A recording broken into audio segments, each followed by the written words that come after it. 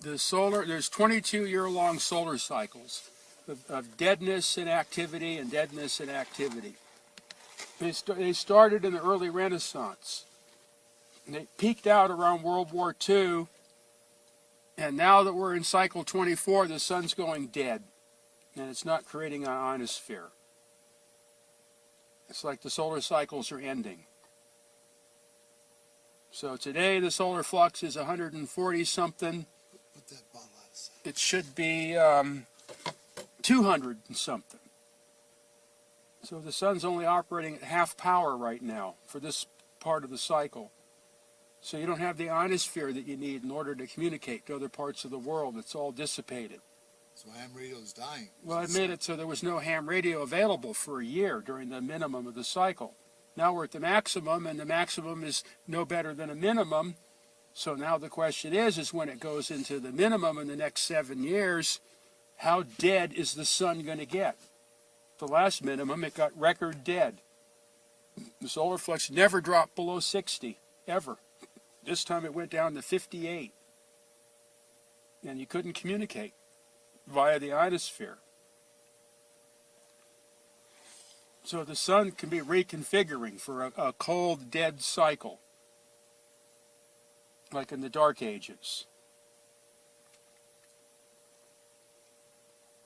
There's a popular book written on the subject called Jupiter Effect. It's actually fairly accurate.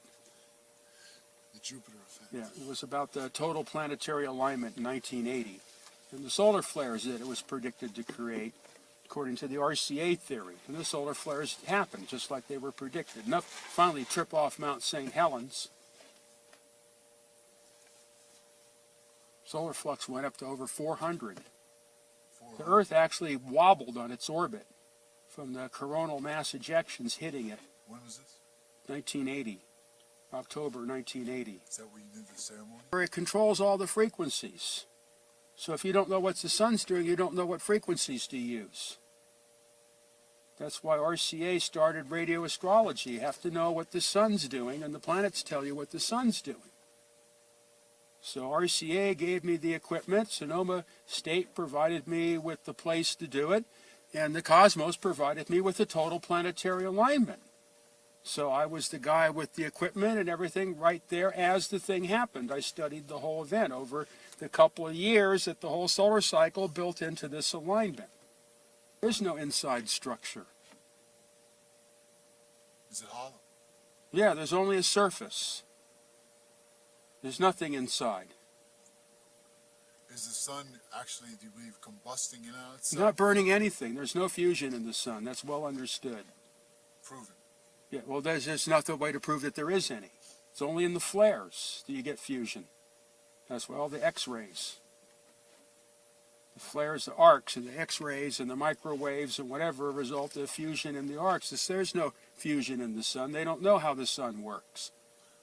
Why do you, what's special, how does the sun make light? It's a transformer. Transforms from some other dimension. It's not burning anything. It doesn't have to. It's a converter. Of what? I don't know. Nobody knows. But that's what it does. That's the only thing it can do, because that's how everything works. It's transforming from another dimension. Yeah, you could say it's taking energy from another dimension, counter space. There's no energy, actually. You can't, most of it you can't even measure in outer space or see. You can't see. No, you can't see the sun in free space. So the sun is not visible in outer space. Not in free space. It's only invisible when gross matter becomes involved, like the Earth's atmosphere and envelope and the surface of the moon or whatever. That makes the light. Otherwise, there is no light. You can see the moon, you can see the Earth, but you can't see the sun or you can't see the stars. But you can see the planets and the satellite. Right. You can see material objects, but you cannot see the sources of light. There is no light until there's a material object. To reflect off. So that means there's no time delay. So the whole time delay thing is meaningless. It doesn't take light years. There are no light years because there's no light. So that means that the light you see from the distant stars isn't 4 million years old. It could be only minutes old. It could be instantaneous. All the theories collapse when you can't see the stars in outer space.